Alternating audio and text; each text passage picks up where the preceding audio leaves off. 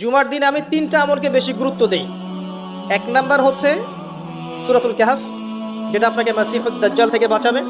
2 number বেশি থেকে বেশি দরুদ পড়া, এই দিন দরুদ পেশ করা হয় নবী সাল্লাল্লাহু আলাইহি ওয়াসাল্লামের কাছে।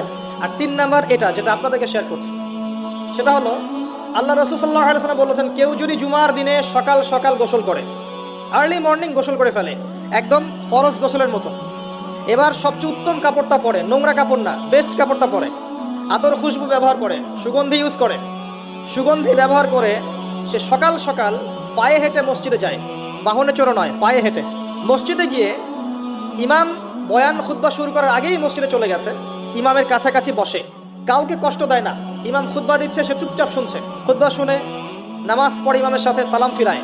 নবী সাল্লাল্লাহু আলাইহি ওয়াসাল্লাম বলছেন, এই যে প্রতি পদক্ষেপ হেঁটে এসেছে, প্রত্যেক পদক্ষেপের বিনিময়ে 1 বছরের নফল নামাজ, 1 বছরের নফল রোজা নেকি দেয়া।